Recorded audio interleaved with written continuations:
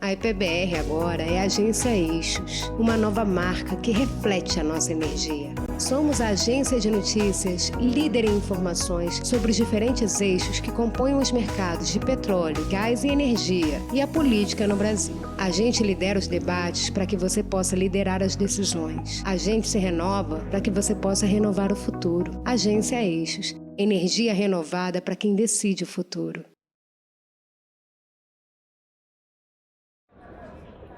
Do Estúdio Eixos, direto do 11º Fórum do Biogás, eu, André Ramalho, editor de gás da Agência Eixos, recebo aqui Alessandro Gardeman, que é diretor da GEL Biogás em Carbon. Bem-vindo, Alessandro. Muito obrigado, André. Super legal. Alessandro, vamos começar, acho que a conversa sobre um marco para o setor, que foi a aprovação do combustível do futuro no Congresso, né? A devida sanção agora, semana que vem, previsto pelo governo. As primeiras impressões, já foi possível digerir aí um pouco do conteúdo do projeto. A gente tem, claro, uma agenda ainda de regulamentação. Queria entender um pouquinho o que vocês já mapearam assim, como desafios para a implementação desse mandato aqui agora. Acho que o combustível do futuro é um marco, né? Como o Ministério falou hoje, como o próprio deputado foi relator na Câmara falou, o biometano a gente provocou algumas inovações em modelos de participação obrigatória ou de compra obrigatória de gás, né? Então, primeiro, ele é ligado em descarbonização, então, né, existe uma vontade de descarbonizar a matriz de gás e gerar oferta de gás. O segundo é que a ideia é que seja o biometano, que você tem uma âncora de demanda futura. Eu, particularmente, acredito num mercado maior do que aquele que a gente está construindo com 1 a 10% na matriz. Para isso, a gente criou, né, eu acho que a lei traz a criação do Segob, que é o Certificado de Garantia de Origem de Biometano, uma novidade que não precisa ter conexão física. Então, não precisa estar conectado no duto, então não é que você tem que criar toda uma infraestrutura de logística para conectar, no intuito de criar a interiorização de gás.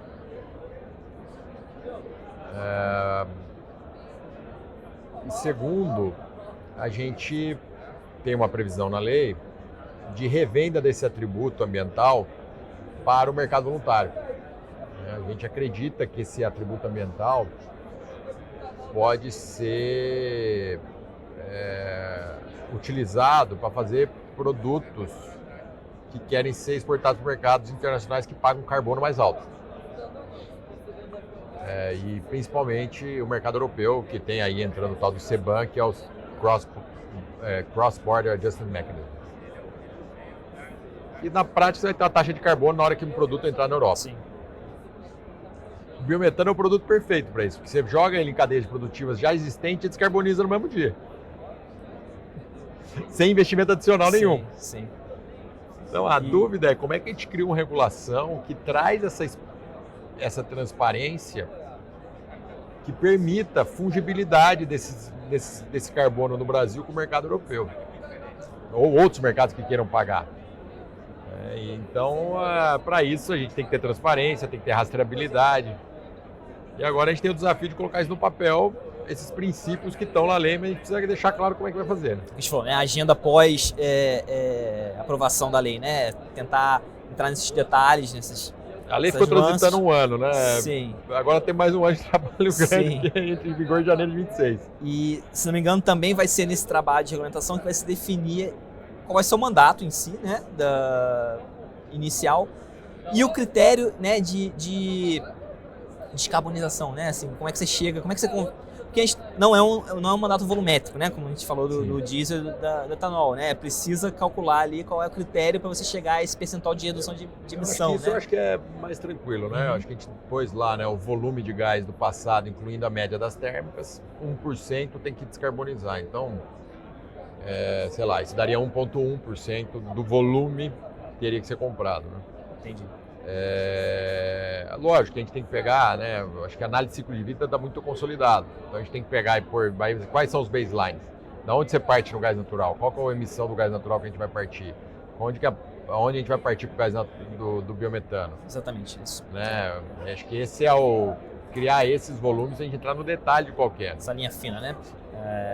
Tá certo. E Alessandro, hoje, com o que já tem, né, de produção de biometano no país, com o que está previsto aí já adiantado para os próximos anos, o que na tua visão é factível a gente atingir de termos de mandato a médio prazo? Assim? Assim, o potencial brasileiro é gigantesco, né? Assim, a gente é tão grande o nosso potencial, principalmente devido ao agro, que as pessoas, às vezes, principalmente os internacionais, ficam meio céticos até, né? O potencial brasileiro teórico é uns 100 milhões de metros cúbicos. 10 milhões de saneamento, 40 milhões do agro, 50 milhões de cana-de-açúcar. Com certeza, esse é o potencial teórico. A da cana-de-açúcar, a logística, por exemplo, já está feita. A do resíduo já está feita. Falar que nós vamos fazer 80% disso, 70% disso, não seria um absurdo. Perfeito. Então, assim, a gente sempre teve na biogás uma meta de fazer 30 milhões de metros cúbicos por dia. O mandato de 10% seria de 7, 8 milhões. Só que uma boa parte desse volume também, ele é substituição de LP e substituição de diesel. Que são segobes que vão abastecer também o mercado do mandato. Então, a gente acha que vai criar um mecanismo aqui muito interessante, onde a gente acredita que, no fundo, o mandato vai ser uma âncora de demanda mínima para fazer o investidor, porque a gente está naquele negócio do ovo da galinha, né? O investidor precisa acreditar agora e investir, que vai ter uma demanda. Porque mercado existe, né? Tem projetos já que foram colocados de pé sem nenhum tipo de participação obrigatória. Então, acho que agora a gente precisa... Como da Geobiogás, né? A Geobiogás vinha atuando no mercado voluntário, a gente já tem 7, 8 projetos aí fazendo isso sem uma regulação clara do que tem que fazer. Agora, com o mandato, tua visão, isso dá tracionamento para... Traciona para você fazer que você pode pular, que vai ter água na piscina. E talvez, quem sabe, até acelera mais até do que aquilo que a gente estava imaginando, né? na rampa do mandato. A aprovação do projeto para vocês, né, ali na análise interna de expansão, plano de expansão, já afetou alguma coisa? Eu acho que deu teu conforto? Eu acho que é muito mais assim, que o biogás a gente veio numa crescente, né? O biogás, ele era o patinho feio das energéticas, né? Como eu brinco, fazer biogás é fácil. Agora, fazer ele de maneira industrial e que o setor energético consiga receber ele é totalmente diferente. Você fazer um projeto de biogás que o setor energético consiga garantir qualidade e confiabilidade, esse é o desafio. Então a gente não olhava isso, né? Biodigestor, olhava um negócio de pequena escala e talvez não com toda a garantia de abastecimento energético que precisava. Então, esse agora, mais mandato, isso incorpora dentro do setor energético de fato, né? Vai existir uma parte da matriz energética brasileira, vai ser biometano. Quanto vai ser, eu acho que é o atributo ambiental do biometano que vai mostrar.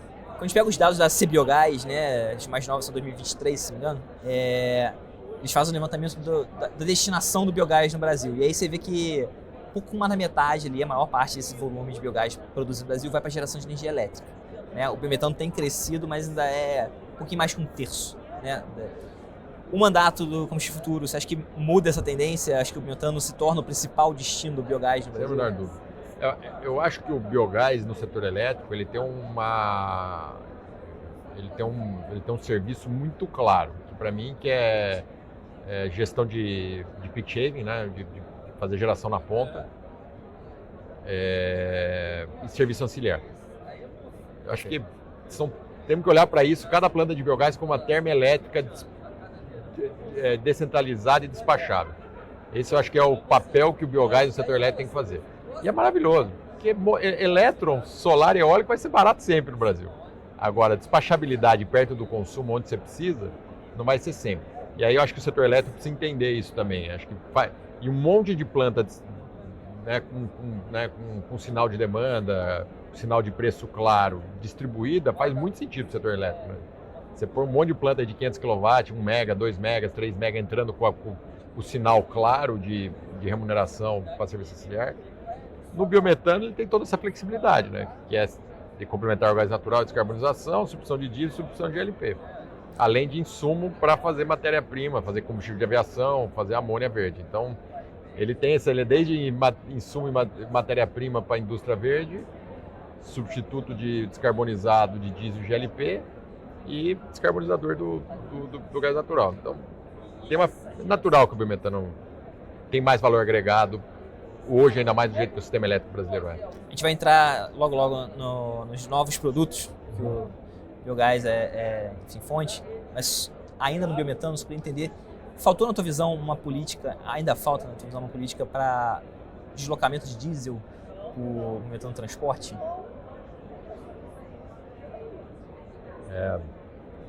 Eu acho que tem uma discussão do corredor sustentável acontecendo. Os estados, né? Os estados. Mas acho que falta muito conhecimento ainda. Talvez a gente precise... transporte público. Será que quando vai acontecer uma concessão nova, as regras para um caminhão a biometano são as mesmas que uma regra para o caminhão a diesel? Será que estão jogando no mesmo... Será que, naturalmente, até pelo seu status quo, já vindo de um ambiente regulatório legado, ele não está naturalmente, sem querer, favorecendo o diesel? A gente não precisa trazer isso para uma neutralidade regulatória? Eu acho que isso é um ponto que a gente precisa fazer. Então, mas não tem cabimento. O gás da cidade de São Paulo, o gás do Rio é suficiente para substituir todo o diesel do transporte público. Não dá para falar que não vai fazer. Como é que a gente pode tratar, em termos de política pública, essa neutralidade tecnológica, exemplos práticos, assim, você tem uma ideia? Assim, primeiro tem que analisar tudo por análise de ciclo de vida. Não dá para você falar assim, um caminhão é zero emissões só porque ele não sai nada para escabeamento. Não é. Tem toda a bateria, tem da onde veio a bateria, tem da onde veio a energia elétrica, teve a hora que você carregou. A matriz energética brasileira, na margem, é mais suja do que a média. Então, acho que isso é uma discussão importante que a gente precisa ter. A análise de ciclo de vida, para mim, é essencial. A gente quer descarbonizar no menor custo possível para a sociedade. Caminhão a gás custa mesmo, o ônibus a gás custa mesmo tanto que um caminhão a gás, que o ônibus a diesel, o combustível custa igual. E Alessandro, falando então agora dos novos produtos que o biogás é fonte, SAF, né? É um que a GEL até estava estudando um projeto, já tem uma perspectiva de conclusão desse primeiro projeto piloto, né? De SAF, a biogás. Nós estamos fazendo uma planta demo a partir de biogás de resíduo de cana, junto com a Copersucar. A Copersucar é o maior grupo de cana-de-açúcar do Brasil, para combinar, porque assim, fazer gás transformar líquidos tem 100 anos, a tal da Fischer-Tropsch, não tem novidade. Na verdade, novidade é fazer isso de biogás na escala que a gente quer fazer. Plantas gigantescas já existem comercialmente, no Catar, a Shell tem, na Malásia, nos Estados Unidos tem algumas plantas que transformam gás em líquido. Então isso não é o desafio. Acho que o desafio nosso é trazer isso na escala menor que a gente vai fazer, mas ainda é uma escala grande. Então a gente está bem animado com essa rota para a querosene de aviação. Com certeza é um dos desafios de descarbonização global, é dos maiores. Aí você tem uma demanda mais clara. A questão dos fertilizantes também, né? A Raizen vendeu, né, a planta lá da Costa Pinto, que a gente é sócio, vendeu biometano para a Yara, que deve começar a operar aí nas próximas semanas, nos próximos dias, fazendo amônia verde em Cubatão, baseado em biometano produzido em Piracicaba, com a infraestrutura existente. É quase um no-brainer, né? O nosso primeiro demo, ele é para 25? A SAF é 25. Legal. E a vocação brasileira é exportação mesmo da SAF?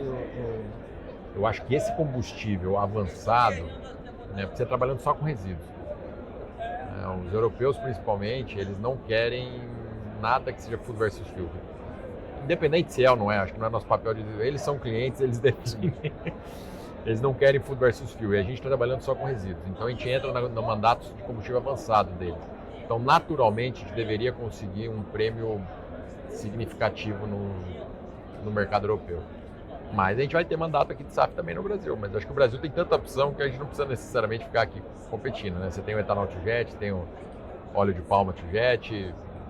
Vai ter espaço para todo mundo. Vai ter espaço para todo mundo, né? Tá certo. E para terminar, Vocês fizeram recentemente também uma parceria com a Mitsui, né, ali para avaliação justamente de oportunidades no mercado de etanol ali, né, de vinhaça. Já tem algum avanço aí dessa parceria? Algum primeiro projeto já? Só fazendo uma leve correção, a gente faz, na verdade, resíduos sucroenergéticos. Perfeito. Eu acho que é importante que assim... Não é só vinhaça, né? Porque a vinhaça tem sempre a questão da sazonalidade. Sim. A vinhaça é 8 meses por ano. A nossa solução, eu acho que foi por isso que a Mitsui, né, eles gostaram do nosso modelo. A Mitsui conhece muito do setor de gás. Ela é um dos maiores players do setor de gás do Brasil. E também globalmente. E ela entende o valor de você ter um gás firme. É aquilo que eu estava falando, você só consegue monetizar gás se você tiver qualidade e disponibilidade. Então isso precisa ter gás firme o ano inteiro. Gás mole, que você não sabe quando, como, difícil de monetizar. Então a gente montou esse modelo e a ideia de fato é aumentar, né, você tem 300 ou mais usinas de cana no Brasil. A ideia é fazer a geração distribuída de gás, quando possível colocar uma infraestrutura de distribuição de gás por caminhão, por duto, mas não só. Eu acho que esse modelo de dutos isolados pode ser uma coisa que agrega muito valor para a sociedade brasileira. Uma pergunta que eu vou fazer é como é que a gente contorna esse desafio que é intrínseco do biometano, né, que é a pulverização da produção, né? Acho que são dois, né? Eu acho que assim, quando você estiver perto do duto existente, você vai entrar dentro do duto existente. Se você estiver muito longe e tiver demanda concentrada, vai fazer um duto isolado. Se a demanda for 100% pulverizada, você vai fazer de caminhão. Isso é muito caso a caso, né? Eu acho que essa é a beleza, né? Acho que tá falando, essa opcionalidade que o biogás tem na entrada e na saída é a grande força dele. Perfeito. Conversamos com o Alessandro Gardeman, então, diretor da GEL Biogás em Carbon. Alessandro, obrigado mais uma vez. Eu agradeço. Muito obrigado. Um abraço. Ein bisschen aus der Fassung bringen hier.